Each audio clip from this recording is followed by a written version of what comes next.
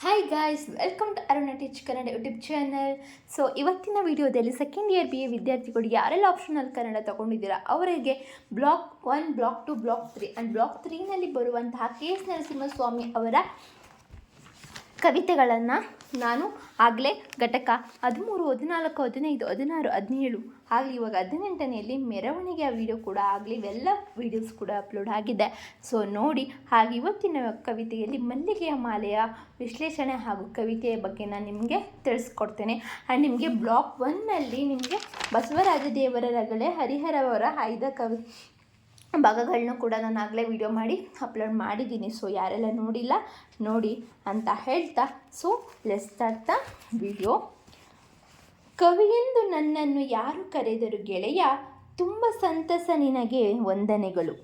ಮತ್ತೆ ಹೊಗಳಿದಿರಲ್ಲ ಅವರು ಎನ್ನುವೆಯಲ್ಲ, ನಿಜವೇ ಇರಬಹುದು ಅವರಂದ ಮಾತು.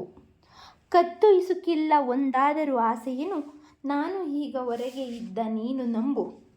ಆಸೆಗಳ ಆಡ ಹೊರಟಿದ್ದೇನೆ ರಾಗದೊಳು, ತೆರೆದೀತು ಹೂಗಳನ್ನು ನಟ್ಟ ಹಂಬು. ನಾನು ಒಲವಿನ ಭಕ್ತ ಮಲ್ಲಿಗೆ ಮಾಂದಾಳಿರು, ಮುಗುದಿಲ್ಲ ನಾ ಹಿಡಿದ ನಲಿವ ಚಿತ್ರ. 10 ಸಲ ನಾನು ಕೇಳಿರುವೆ ನನ್ನದೇ ಹಾಡು, ನನಗೆ ನಿನಗೆಲ್ಲರಿಗೆ ಪ್ರೀತಿ ಪಾತ್ರ. ಇವರ ಅನುಭವ ತೆಳುವು ಎಂಬ ಟೀಕೆಗೆ ನಕ್ಕೆ, 8 ಮಕ್ಕಳು ನನಗೆ ಉತ್ತರಿಸಿದೆ. ಅಂದವರ ಬಾಯಿಗಿದೋ ನಾನು ಬೇವಿನ ಚಕ್ಕೆ, ನನ್ನ ದನಿಯನ್ನು ಕೂಡ ಎತ್ತರಿಸಿದೆ. ನಾನು ಹುಟ್ಟಿದ್ದೇ ಊರಿ ಬಿಸಿಲಲ್ಲಿ, ಬೆಳೆದದ್ದು ಪ್ರಚಂಡ ಕೆಂಡಗಳ ಮೇಲೆ. ನಡುದಾರಿಯಲ್ಲಿ ನನಗಿವಳಂದು ಸಿಕ್ಕಿದಳು, ನಾನು ನಿನ್ನಂತೆಯೇ ಒಲವ ಕಂಡೆ. ಇವಳೆತ್ತಿ ನಿಲ್ಲಿಸಿದ ಬಿದಿರೆಣೆಯ ಮೇಲೆ ನಾನು ನಕ್ಷತ್ರಗಳ ಹಿಡಿಯ ಹೋದೆ. ಈಗಲೂ ಕೇಳುವಳು ಇನ್ನು ಆಸೆಯೇ ನಿಮಗೆ 70ರಲ್ಲೂ. ಮುತ್ತಿಟ್ಟು ನಡೆದೆ ಗಾರೆಗೋಡೆಯ ಚಿತ್ರ ಸಾಲು ಷರತ್ತಿನಲ್ಲಿ, ಒಬ್ಬೊಬ್ಬರು ಒಂದು ಗಣ್ಯ ಜೀವ. ನನಗೂ ಎಡೆ ಇರಬೇಕು ಅವರಿರುವ ಸಾಲಿನಲ್ಲಿ, ಮನವ ತುಂಬಿದ್ದುಂಟು ನಮೃಭಾವ. ಸೇತುವೆಯ ದಾಟುತ್ತಾ ಹೆದ್ದಾರಿಯಲ್ಲಿ ನಡೆದು ಎಲ್ಲ ನೋವನ್ನು ಮರೆತೆ ಬದುಕಿನೊಳಗೆ, ನೊಂದ ನೋವನ್ನಷ್ಟೇ ಆಡಲೇಬೇಕೇನು, ಬೇಡವೇ ಯಾರಿಗೂ ಸಿರಿಮಲ್ಲಿಗೆ. ಸೊ ಇವರು ಮಲ್ಲಿಗೆ ಮಾಲೆಯ ಈ ಕವಿತೆಯನ್ನು ನಾವು ನೋಡಿದ್ವಿ. ಸೊ ಇವಾಗ ಕವಿತೆಯ ವಿಶ್ಲೇಷಣೆಯನ್ನು ನೋಡ್ತಾ ಹೋಗೋಣ. ಮಲ್ಲಿಗೆಯ ಮಾಲೆ ಎಲ್ಲ ಕನ್ನಡಿಗನಿಗೂ ಅಪಾಯಮಾನವಾದ ಹೆಸರು. ಮಲ್ಲಿಗೆಯ ಸುವಾಸನೆ, ಮಲ್ಲಿಗೆಯ ಸೌಂದರ್ಯ, ಮಲ್ಲಿಗೆಯ ಕೆನೆ ಹಾಲಿನಂತಹ ಬಣ್ಣ, ಸಣ್ಣ ಆಕಾರದ ಮಲ್ಲಿಗೆಯನ್ನು ಮಾಲೆಯಾಗಿಯೇ ದಂಡೆಯಾಗಿಯೋ ಕಟ್ಟಿ ತನ್ನ ಇಷ್ಟ ದೈವಕ್ಕೂ ತನ್ನ ಪ್ರಿಯತಮೆಗೂ ಮುಡಿಗೂ ನೀಡಿ ಧನ್ಯನಾಗದ ಕನ್ನಡಿಗನೇ ಇಲ್ಲ. ಹೀಗೆ ಅಪಾರವಾಗಿ ಮನಸೋತ KS ನರಸಿಂಹಸ್ವಾಮಿ ಜನಪದ ಕಾವ್ಯ ಶೈಲಿಯ ಹತ್ತಿರಕ್ಕೆ ತಮ್ಮ ಕಾವ್ಯ ಇರಬೇಕೆಂದು ಬಯಸಿದ KS ನರಸಿಂಹಸ್ವಾಮಿಯವರು ತಮ್ಮ ಮೊದಲ ಕವನಗಳಿಗೆ ಇಟ್ಟ ಹೆಸರು ಮೈಸೂರು ಮಲ್ಲಿಗೆ ಎಂದು. ಮಲ್ಲಿಗೆ ಎಷ್ಟು ಸರಳವಾದ ಪುಟ್ಟದಾದ, ಆದರೆ ಕೇಳುಗರ ಮನಸ್ಸಿಗೆ ತನ್ನ ಹಿನಿದಾದ ಸುವಾಸನೆಯಿಂದ ಆಹ್ಲಾದ ಸುಗ್ಗಿಯನ್ನೇ ದಾರಿ ಎರೆಯುವ ಮಲ್ಲಿಗೆ ಪ್ರೇಮ ದಾಂಪತ್ಯದ ಸಂಕೇತವೂ ಹೌದುದರಿಂದ ಬಹು ಸೂಕ್ತವಾದ ಹೆಸರನ್ನು ಕವಿ ಪ್ರತಿಭೆ ಹುಡುಕಿಕೊಂಡಿತ್ತು. ಮುಂದೆ ತಮ್ಮ ಸಮಗ್ರ ಕವಿತೆಯ ಸಂಕಲನಕ್ಕೂ ಕವಿ ಇಟ್ಟ ಹೆಸರು ಮಲ್ಲಿಗೆಯ ಮಾಲೆ. ಮತ್ತೆ ತಮ್ಮ 70ನೇ ವಯಸ್ಸಿನಲ್ಲಿ ಬರೆದ ಕವನ ಸಂಕಲನಕ್ಕೆ ಈ ಕವಿ ದುಂಡು ಮಲ್ಲಿಗೆ ಎಂಬ ಹೆಸರನ್ನು ಆಯ್ಕೆ ಮಾಡಿದ್ದರೆಂದರೆ ತಮ್ಮ ಕವಿತೆಗಳು ಮಲ್ಲಿಗೆಯ ಪ್ರತ್ಯೇಕವೆಂಬ ಸಂಕೇತಾರ್ಥವಾಗಿದೆ. ಕವಿಯಲ್ಲಿ ಸತತವಾಗಿ ಬೆಳೆದು ಪ್ರತಿಮೆಯಾಗಿ ನಿಂತಿದೆ ಎಂಬುದನ್ನು ನಾವು ಸೂಚಿಸಬಹುದು.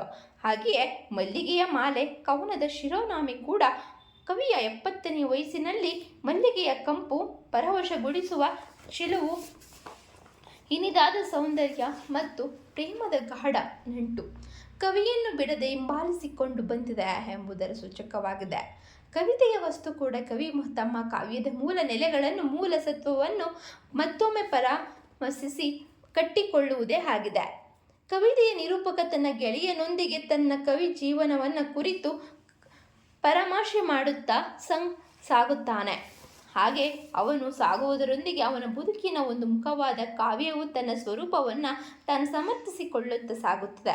ತನ್ನನ್ನು ಕವಿಯೆಂದು ಜನರು ಕರೆದರಲ್ಲ ಎಂಬ ಗೆಳೆಯನ ಪ್ರಶ್ನೆಗೆ ಅವರೆಂದ ಮಾತು ಹೇಳುತ್ತಾ ಕವಿಯಾಗಿ ತನ್ನ ಬದುಕು ನಡೆದು ಬಂದ ಕಲ್ಲು ಮುಳ್ಳು ಹೂವಿನ ಹಾದಿಯನ್ನು ಕುರಿತು ಹೇಳತೊಡಗುತ್ತಾನೆ.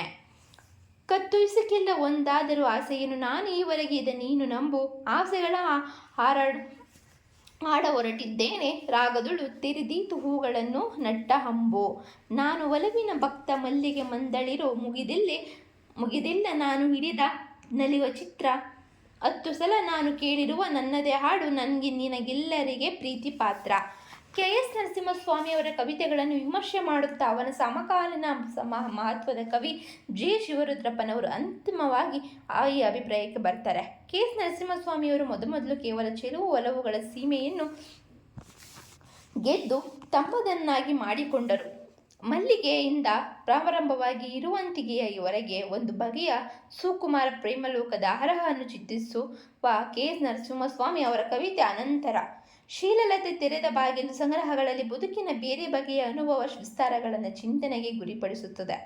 ಆದರೂ ಅವರ ಒಟ್ಟು ಕವಿತೆಯೊಳಗೆ ಮತ್ತೆ ಕಾಣಿಸುವ ಪ್ರಮುಖ ಪ್ರತೀಕಗಳಾದ ಮನೆ, ದೀಪ, ಹೂಗಳು ಪ್ರಧಾನವಾಗಿ ಕುಟುಂಬ ಕ್ಷೇಮವನ್ನು ಮಹತ್ವದ ಮೌಲ್ಯವನ್ನು ಪ್ರತಿಪಾದಿಸುತ್ತದೆ. ಕುಟುಂಬದೊಳಗಿನ ಬದುಕು ನೆಟ್ಟಗಾದರೆ ಸಮಾಜದ ಹಾಗೂ ಸಮಷ್ಟಿಯ ಬದುಕು ನೆಟ್ಟಗಾಗುತ್ತದೆ ಎಂಬ ನಂಬಿಕೆಯೇ ಇಲ್ಲಿ ಮುಖ್ಯವಾಗಿದೆ. ಮತ್ತು ಆ ಕೌಟುಂಬಿಕ ಸಂಬಂಧಗಳ ಪರಿಭಾಷೆಯಲ್ಲಿಯೇ ಅವರ ಮುಂದಿನ ಕವಿತೆಗಳು ಭೂಮಿಗೂ ಮನುಷ್ಯನಿಗೂ ಹಾಗೂ ಸೃಷ್ಟಿಕರ್ತನಿಗೂ ಇರಬಹುದಾದ ಸಂಬಂಧಗಳನ್ನು ವ್ಯಾಖ್ಯಾನಿಸುತ್ತದೆ. ಅಂದರೆ ಅವರ ಕವಿತೆಗಳಿದೆಯಲ್ಲ, ನಾವು ಇವಾಗ ಏನು ಓದ್ಕೊಂಡು ಬಂದ್ವಿ ನಾವೆಲ್ಲ ಇವಾಗ ಎಲ್ಲ ಕವಿತೆಗಳನ್ನ, ಸೊ ಅದರಿಂದ ಅದು ಒಂದೊಂದಾಗಿ ಇಲ್ಲಿ ಅದ್ರ ಬಗ್ಗೆ ನಿಮ್ಗೆ ಹೇಳ್ತಾ ಇದ್ದೀನಿ. ಒಂದು ಬಗೆಯ ಉದಾರ ಮಾನವತಾವಾದಿಯ ವಾಸ್ತವದ ನಿಷ್ಠೆಯೇ ಇವರ ಕವಿತೆಯ ಧೋರಣೆಯಾಗಿದೆ. ಅದು ಸಾಂಪ್ರದಾಯಿಕವಾದ ಆಧ್ಯಾತ್ಮಿಕ ನಿಲುವುಗಳನ್ನು ನಿರಾಕರಿಸಿ ಬದುಕನ್ನು ಅದರ ಎಲ್ಲ ಸೊಗಸು ಮತ್ತು ಸಮೃದ್ಧಿಗಳ ಮೂಲಕ ಒಪ್ಪಿಕೊಳ್ಳುವ ಹಾಗೂ ಒಲಿಯುವ ಅದಮ್ಯವಾದ ಜೀವನ ಪ್ರೀತಿಯನ್ನು ವೈಭವಿಸುತ್ತದೆ. ಈ ಜೀವನ ಪ್ರೀತಿಯ ಮೊದಲ ಹಂತವಾಗಿ ಮೈಸೂರು ಮಲ್ಲಿಗೆಯ ಪ್ರೇಮಲೋಕ ಕಾವ್ಯರಸಿಕರನ್ನು ಯಾವ ಕಾಲಕ್ಕೂ ಪರವಶಗೊಳಿಸುವ ಮೋಹಕತೆಯನ್ನು ಪಡೆದುಕೊಂಡಿದೆ. ನೀವು ಅಂದ್ಕೋತಾ ಇರ್ಬೋದು, ಇದೇನಪ್ಪ ಇವಳು ಕವಿತೆಯ ವಿಶ್ಲೇಷಣೆ ಹೇಳಿ ಏನೇನೋ ಹೇಳ್ತಿದ್ದಾಳೆ ಅಂತ. ಸೊ ಇಲ್ಲಿ ಕವಿಯ ಬಗ್ಗೆ ಅವರ ಗೆಳೆಯನೊಂದಿಗೆ ಆದ ಸಂಭಾಷಣೆಯರ ಬಗ್ಗೆ ಅವರು ಮಲ್ಲಿಗೆ ಮಾಲೆ ಅಂತ ಹೆಸರಿಟ್ಟು ಕವಿತೆಗೆ ಅವರೇ ಬರೆದಿರುವಂಥದ್ದು. ಸೊ ಅದಕ್ಕೆ ನಾವು ಇವಾಗ ಅವರ ಬಗ್ಗೆ ಮತ್ತು ಅವರ ಸಾಧನೆಗಳ ಬಗ್ಗೆ ಅವರ ಜೀವನದ ಬಗ್ಗೆ ನಾವು ಇಲ್ಲಿ ತಿಳ್ಕೊತಾ ಇದ್ದೀವಿ. ಸೊ ಇದೆ ಕವಿತೆಯ ಒಂದು ವಿಶ್ಲೇಷಣೆ ಆಗಿರುತ್ತೆ. ಸೊ ಕಂಟಿನ್ಯೂ ಮಾಡ್ತೀನಿ. ಕೆ.ಎಸ್. ನರಸಿಂಹಸ್ವಾಮಿಯವರನ್ನು ಕನ್ನಡ ವಿಮರ್ಶಾ ಲೋಕ ಮಾನವತಾ ಉದಾರವಾದ ಅತ್ಯುತ್ತಮ ಪ್ರತಿನಿಧಿ ಎಂದು ಗುರುತಿಸುತ್ತಾರೆ. ಮಾನವತಾ ಉದಾರವಾದಿ ಎಂದರೆ ಮನುಷ್ಯ ಪ್ರೀತಿಯಲ್ಲಿಯೇ ಇಂತಹ ಕವಿಗಳು ದೃಢವಾದ ನಂಬಿಕೆ ಇಟ್ಟಿರುತ್ತಾರೆ. ಮನುಷ್ಯ ತನ್ನ ಸುತ್ತಲ ಜನರೊಂದಿಗೆ ಪ್ರೀತಿಯಿಂದ, ಸ್ನೇಹದಿಂದ, ಅಪಾರ ಅಂತಃಕರಣದಿಂದ ನಡೆದುಕೊಳ್ಳುತ್ತಾ ಬದುಕಿನ ಎಲ್ಲ ದುರ್ಗಮ ಗಳಿಗೆಗಳನ್ನು ದಾಟಬಹುದು ಎಂಬ ಸಹಾನುಭೂತಿ ಪರ ನಿಲುವು ಕೆ.ಎಸ್. ನರಸಿಂಹಸ್ವಾಮಿಯವರ ಕವಿತೆಗಳಲ್ಲಿ ಮತ್ತೆ ಮರುಕಳಿಸುತ್ತದೆ. ಇಂತಹ ನಿಲುವುಗಳೇ ಅವರ ಕಾವ್ಯದ ಅಪಾಯವಾಗಿರುವುದನ್ನು ಮತ್ತೆ ಗುರುತಿಸಬಹುದು. ಆದರೆ ತಮ್ಮ ಆರಂಭ ಹಂತದಲ್ಲಿ ಬಾಳಸಂಗಾತಿಯೊಂದಿಗೆ ಮಲ್ಲಿಗೆಯಂತೆ ಅರಳಿದ ಕವಿ ಮುಂದೆ ತಮ್ಮ ಜೀವನದ ದುರ್ಗಮ ಅನುಭವವನ್ನು ಶೋಧಿಸುವ ಸಂದರ್ಭದಲ್ಲಿಯೂ ಅವರು ಮಾತನಾಡಲು ಗೆಳೆಯನನ್ನು, ದೂರದ ಸಂಬಂಧಿಯನ್ನು, ಶತ್ರುಗಳನ್ನು, ಪಕ್ಕದ ಮನೆಯವನನ್ನು ತಮ್ಮ ಕವನದೊಳಗೆ ಕರೆತಂದಿರುತ್ತಾರೆ. ಭೂಮಿಯನ್ನು ತಾಯಿ ಎಂದು, ಮುಗಿಲನ್ನು ತಂದೆ ಎಂದು ಅವರ ಪ್ರೇಮದ ಬದುಕಿನಲ್ಲಿ ಮನುಷ್ಯನ ಬದುಕನ್ನು ಶೋಧಿಸುತ್ತಾರೆ. ಇಡದಿರು ನನ್ನ ನಿನ್ನ ಸಿಂಹಾಸನದ ಮೇಲೆ, ಕುಂಕುಮ ಭೂಮಿ, ಬಿಳಿಯ ಹೂಗಳ ಕವಿತೆ, ಗೋರಿಗಳ ಮೇಲೆ ಕವಿತೆಗಳಲ್ಲಿ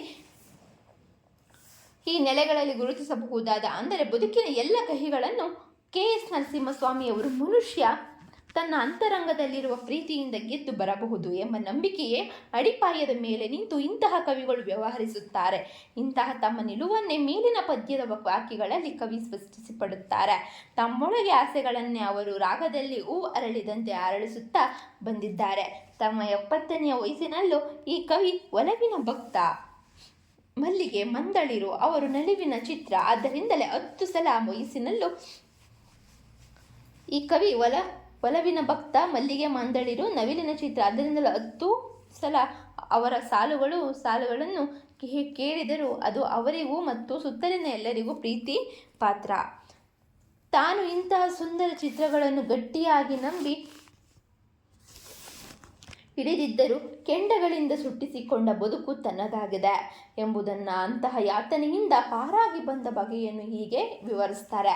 ಇವನ ಅನುಭವ ತೆಳವು ಎಂಬ ಟೀಕೆಗೆ ನಕ್ಕೆ 8 ಮಕ್ಕಳ ನನಗೆ ಉತ್ತರಿಸಿದೆ ಅಂದವರ ಬಾಯಿಗಿದೋ ನಾನು ಬೇವಿನ ಚಕ್ಕೆ, ನನ್ನ ದನಿಯನ್ನು ಕೂಡ ಎತ್ತರಿಸಿದೆ.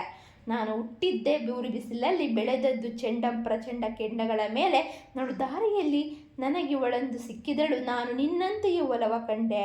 ಇವಳೆತ್ತಿ ನಲ್ಲಿಸಿದ ಬಿದಿರಣೆಯ ಮೇಲೆ ನಾನು ನಕ್ಷತ್ರಗಳ ಹಿಡಿಯ ಹೋದೆ, ಈಗಲೂ ಕೇಳುವಳು ಇನ್ನೂ ಆಸೆಯೇ ನಿಮಗೆ 70ರಲ್ಲೂ ಅಂತ. ಸೊ ಮುತ್ತಿಟ್ಟು ನಡೆದೆ. ಕೆ.ಎಸ್. ನರಸಿಂಹಸ್ವಾಮಿಯವರು ಸಮಕಾಲೀನ ಕವಿ ಜಿ.ಎಸ್. ಶಿವರುದ್ರಪ್ಪನವರು ಕೆ.ಎಸ್. ನರಸಿಂಹಸ್ವಾಮಿಯವರ ಪ್ರೇಮ ಕವನಗಳನ್ನು ಮಿತಿಯನ್ನು ಈ ರೀತಿ ಗುರುತಿಸ್ತಾರೆ. ಹೊಸ ಹರಿಯದ ಈ ದಾಂಪತ್ಯ ಜೀವನದ ರಮ್ಯ ನಾಟಕ ಇವರ ಕವಿತೆಗಳಲ್ಲಿ ಅಭಿನಯಿಸಲ್ಪಡುತ್ತದೆ. ಸರಳ ಸಾಧಾರಣ ಈ ಬಗೆಯ ಬದುಕಿನಲ್ಲಿ ಎಂಥ ಚೆಲುವಿದೆ ಎಂಬುದನ್ನು ಈ ಕವಿತೆಗಳು ಎತ್ತಿ ಹಿಡಿಯುತ್ತವೆ. ಆದರೆ ದಾಂಪತ್ಯ ಜೀವನದ ಕೇವಲ ಒಂದು ಮುಖವನ್ನು ಕುರಿತ ಈ ಚಿತ್ರಣಗಳಲ್ಲಿ ಅದೇ ಬದುಕಿನೊಳಗಿರುವ ಘರ್ಷಣೆ, ಬವಣೆ, ವಿಷಾದ ಇತ್ಯಾದಿಗಳು ಕಾಣುವುದೇ ಇಲ್ಲ. ಈ ಕವಿತೆಗಳಲ್ಲಿ ಕಾಣುವ ಗಂಡ ಹೆಂಡತಿಯರು ಬಹಳ ಸರಸಿಗಳು, ಬಹಳ ಒಳ್ಳೆಯವರು. ಅವರಿಗೆ ಅಂತಹ ತಾಪತ್ರಯಗಳೇನೂ ಇಲ್ಲ. ಹೀಗಾಗಿ ಸರಸ ದಾಂಪತ್ಯದ ಸಂತೋಷವಷ್ಟೇ ಪ್ರಧಾನವಾಗಿರುವುದು ಈ ಕವನಗಳಲ್ಲಿರುವ ಒಂದು ಮಿತಿ. ಎಷ್ಟೋ ಕವಿತೆಗಳು ಹೆಚ್ಚು ಆಳವಿಲ್ಲದ ಸೊಗಸಾದ ಚಿತ್ರಗಳು ಮಾತ್ರ. ಇವರ ಕವನಗಳಲ್ಲಿ ಪ್ರೇಮದ ಚಿತ್ರಣವಿದೆಯೇ ಹೊರತು ಅದನ್ನು ಕುರಿತ ಚಿಂತನೆ ಇಲ್ಲ. ಪ್ರೇಮ ತತ್ವ, ಲವ್ ಫಿಲಾಸಫಿವಾಗಲಿ, ಸಾಂಸಾರಿಕ ಜೀವನದಲ್ಲಿನ ಸಂಘರ್ಷಗಳಾಗಲಿ, ನೋವು ಸಂಕಟವಾಗಲಿ ತೀವ್ರವಾಗಿ ಬಂದಿಲ್ಲ. ಈ ಕವಿತೆಗಳು ಬೇಕೆಂದೇ ಒಂದು ಪರಿಮಿತಿಗೆ ಕೇವಲ ಮನೆಯೊಳಗಣ ಹೆಚ್ಚೆಂದರೆ ತವರಿನಿಂದ ಗಂಡನ ಮನೆಯವರೆಗೆ ವ್ಯವಹಾರಕ್ಕೆ ಸೀಮಿತವಾಗುವುದರಿಂದ ಎಲ್ಲವೂ ಒಂದು ರೀತಿಯಲ್ಲಿ ರಮ್ಯವಾಗಿ ಕೋಮಲವಾಗಿ ಚಿತ್ರಿತವಾಗಿದೆ. ಅಲ್ಲದೆ ಅಲ್ಲಿ ಕಾಣುವ ಕವನಗಳು ಮುಖ್ಯ ಪಾತ್ರಗಳ ಮೇಲೆ ಸುತ್ತಣ ಸಮಾಜದ ಯಾವ ಒತ್ತು ಸ್ಟ್ರೆಸ್ ಬೀಳುವುದಿಲ್ಲ. ಕಾರಣ ಈ ಕವಿತೆಗಳಿಗೆ ಮನೆ ಸಂಸಾರವಷ್ಟೇ ಕೇಂದ್ರ. ಅದರಾಚೆಯ ಸಮಾಜವಾಗಲಿ ಅಥವಾ ಬದುಕಿನ ಬೇರೆ ಬೇರೆಯ ಪರಿಣಾಮಗಳ ಪ್ರಭಾವವಾಗಲಿ, ಅಪಕೃತ ಬೇಂದ್ರೆಯವರಲ್ಲಿನ ಹಳ್ಳದ ದಂಡ್ಯಾಗ ಮನದನ್ನೇ ನೀ ಹಿಂಗ ನೋಡಬ್ಯಾಡ ನನ್ನ ಎಣದ ಹಿಂದೆ ಪುಟ್ಟ ವಿಧವೆ ಇತ್ಯಾದಿ ಕವಿತೆಗಳಲ್ಲಿ ಗಂಡು ಹೆಣ್ಣಿನ ಬದುಕು ಕೇವಲ ರಮ್ಯವಾಗುವುದರಾಚೆಗೆ ಎಂಥ ಅನಿರೀಕ್ಷಿತ ಆಘಾತ, ಒಯ್ದಾಟ, ದಾರುಣತೆಗಳಿಗೆ ಒಳಗಾಗಬಲ್ಲದೆನ್ನುವುದನ್ನು ಕಾಣಬಹುದಾಗಿದೆ. ಈ ಸಮಗ್ರತೆ ಕೆ.ಎಸ್. ನರಸಿಂಹಸ್ವಾಮಿ ಅವರಲ್ಲಿ ಕಾಣುವುದಿಲ್ಲ. ಈ ದೃಷ್ಟಿಯಿಂದ ನರಸಿಂಹಸ್ವಾಮಿ ಅವರ ಪ್ರೇಮ ಕವಿತೆಗಳಲ್ಲಿ ಆಳವಿಲ್ಲ. ಒಂದು ರೀತಿಯಲ್ಲಿ ಬದುಕಿನ ಕೆಲವು ಮುಖಗಳನ್ನು ಬೇಕೆಂದು ಒತ್ತಟ್ಟಿಗೆ ಸೇರಿಸಿ ಬಿಟ್ಟಿದ್ದಾರೇನೋ ಎಂಬ ಸಂಶಯಕ್ಕೆ ಅವಕಾಶವಾಗುತ್ತದೆ. ಮೇಲಿನ ಇಂತಹ ವಿಮರ್ಶೆಗಳಿಗೆ ಕೆ.ಎಸ್. ನರಸಿಂಹಸ್ವಾಮಿಯವರು ಈ ಪದ್ಯದಲ್ಲಿ ಉತ್ತರ ಹೇಳ್ತಿದ್ದಾರೆ.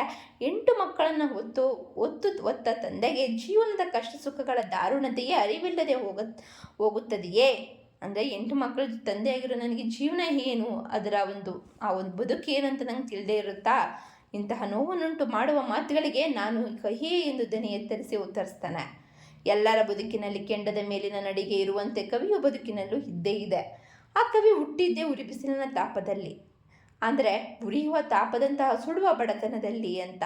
ಬೆಳೆದದ್ದು ಪ್ರಚಂಡ ಕೆಂಡದಂತೆ ಸುಡುವ ಸಂಕಷ್ಟಗಳ ನಡುವೆ. ಅಂದರೆ ಹೀಗೆ ಹುಟ್ಟಿ ಬೆಳೆದ ನನಗೆ ಜೀವನ ದಾರುಣತೆಯ ಅರಿವಿಲ್ಲದಿರುವುದಿಲ್ಲದೆ ಎಂದು ಕವಿ ಇಲ್ಲಿ ಉತ್ತರಿಸ್ತಿದ್ದಾರೆ. ಆದರೆ ಬಾಳ ನಡುದಾರಿಯಲ್ಲಿ ಸಿಕ್ಕ ಬಾಳ ಸಂಗಾತಿಯನ್ನು ಎಲ್ಲರಂತೆ ಒಲವನ್ನು ಕಂಡ ಕವಿ ಅದನ್ನು ಪ್ರಧಾನವಾಗಿ ಆಡಲಾರಂಭಿಸಿದರು. ಏಕೆಂದರೆ ಆ ಒಲವಿನಲ್ಲಿಯೇ ಕವಿಗೆ ಜೀವನದ ಸಮಸ್ತ ಸೌಂದರ್ಯ ಸಾರ ಕಂಡಿದ್ದರಿಂದ ಆ ಒಲವು 70ರಲ್ಲೂ ಮಾಸದೆ ಉಳಿದಿದೆ ಎಂಬ ಹೃದಯ ದಾಂಪತ್ಯ ಚಿತ್ರಣವನ್ನು ಕವಿ ನೀಡುತ್ತಾರೆ. ಕವಿಯಾಗಿ ನಾನು ಎಲ್ಲಿ ನಿಲ್ಲುತ್ತೇನೆ, ಸಹೃದಯನಿಗೆ ನಾನು ಕೊಡಬೇಕೆಂದುಕೊಂಡಿರುವ ಬಾಳ ಸವಿ ಎಂತಹುದು ಎಂಬುದನ್ನು ಮುಂದಿನ ಪದ್ಯಗಳಲ್ಲಿ ನಾವು ಹೇಳುತ್ತಾರೆ. ಗಾರೆ ಗೋಡೆಯ ಚಿತ್ರ ಸಾಲು, ಪರಿಷತ್ತಿನಲ್ಲಿ ಒಬ್ಬೊಬ್ಬರು ಒಂದು ಧನ್ಯ ಜೀವ, ನನಗೂ ಎಡೆಯಿರಬಹುದು ಅವರಿರುವ ಸಾಲಿನಲ್ಲಿ, ಮನದ ತುಂಬಿದ್ದುಂಟು ನಮ್ರ ಭಾವ, ಸೇತುವೆ ದಾಟುತ್ತಾ ಹೆದ್ದಾರಿಯಲ್ಲಿ ನಡೆದು ಎಲ್ಲ ನೋವನ್ನು ಮರೆತ ಬದುಕಿನೊಳಗೆ ನೊಂದ ನೋವನ್ನಷ್ಟೇ ಆಡಲೇಬೇಕೇನು, ಬೇಡವೇ ಯಾರಿಗೂ ಸಿರಿಮಲ್ಲಿಗೆ. ಅಂದರೆ ಕನ್ನಡದಲ್ಲಿ ಗಣ್ಯ ಕವಿಗಳ ಸಾಲನ್ನು ತೂಗು ಹಾಕುವ ಪರಿಪಾಠವಿದೆ. ಅವರೆಲ್ಲರೂ ಬದುಕಿನಲ್ಲಿ ಧನ್ಯತೆಯನ್ನು ಪಡೆದ ಜೀವಿಗಳು. ಅಂತಹವರ ಚಿತ್ರಪಟಗಳ ಸಾಲಿನ ನಡುವೆ ನನಗೋ ಸ್ಥಳವಿರುವುದನ್ನು ಕಂಡಾಗ ಕವಿಯು ಮನಸ್ಸು ನಮ್ರ ಭಾವ ತುಂಬಿರುತ್ತದೆ. ಅಂದರೆ ತುಂಬ ಕವಿಗಳಿದ್ದಾರೆ ಅಲ್ವ ನಮ್ಮ ಕನ್ನಡದಲ್ಲಿ. ಸೊ ಆ ಕವಿಗಳ ಮಧ್ಯೆ ಇವರ ಫೋಟೋವನ್ನು ಅವ್ರಿಗೆ ನೋಡಿದಾಗ ಅವರು ಕೂಡ ತುಂಬ ಖುಷಿ ಆಗುತ್ತೆ. ಬದುಕಿನ ಮಜಲುಗಳನ್ನು ದಾಟುತ್ತಾ ಬಾಳ ನೋವನ್ನು ಮರೆತು ಆದರೆ ಸೌಂದರ್ಯವನ್ನು ಸಿರಿಮಲ್ಲಿಗೆಯಂತೆ ಹರಳುಗಟ್ಟಿ ತಾನು ಹಾಡಬೇಕೆಂದು ಕವಿಯ ನಾಯಕನ ದೃಢ ಅಭಿಪ್ಸೆ. ಅಂತಹ ಸಿರಿಮಲ್ಲಿಗೆ ಸೌಂದರ್ಯ ಬಿಟ್ಟು ನೊಂದ ನೋವನ್ನೇ ಹಾಡು ಎನ್ನುವುದು ಅಸಾಧು, ಅನಗತ್ಯ. ತನ್ನ ಮೇಲೆ ಸಮಾಜದಿಂದ ಇಂತಹ ಒತ್ತಾಯವಾದರೂ ಏಕೆ ಎಂದು ಪ್ರಶ್ನಿಸುತ್ತಾ ಬೇಡವೇ ಯಾರಿಗೂ ಸಿರಿಮಲ್ಲಿಗೆ ಎಂದು ಪ್ರಶ್ನಿಸುತ್ತಾ ಈ ಕವಿತೆ ಇಲ್ಲಿಗೆ ಮುಕ್ತಾಯವಾಗುತ್ತೆ. So I hope you guys ಈ ವಿಡಿಯೋ ನಿಮಗೆ ಇಷ್ಟ ಆಗಿದೆ ಅಂತ. ಇಷ್ಟ ಆದರೆ ಲೈಕ್ ಮಾಡಿ, ಇಲ್ಲಾಂದರೆ ಡಿಸ್ಲೈಕ್ ಮಾಡಿ. ಹಾಗೆ ಹೆಚ್ಚಿನ ವೀಡಿಯೋಸ್ಗಾಗಿ ಸಬ್ಸ್ಕ್ರೈಬ್ ಮಾಡಿ, ಹಾಗೆ ಪಕ್ಕದಲ್ಲಿರೋ ಬೆಲ್ ಐಕಾನ್ನ ಕ್ಲಿಕ್ ಮಾಡಿ ಅಂತ ಹೇಳ್ತಾ ಮುಂದಿನ ವಿಡಿಯೋದಲ್ಲಿ ನಾನು ಅಕ್ಷಯ ಯುಗಾದಿ ಅದರ ಕವಿತೆಯ ಬಗ್ಗೆ ಮುಂದಿನ ವಿಡಿಯೋದಲ್ಲಿ ನಾನು ನಿಮಗೆ ತಿಳಿಸ್ತೀನಿ ಅಂತ ಹೇಳ್ತಾ, ಸೊ ಅಲ್ಲಿವರೆಗೂ ವೆಯ್ಟ್ ಮಾಡ್ತಾ ಇರಿ ಅಂತ ಹೇಳ್ತಾ, see you the next video. Bye, take care.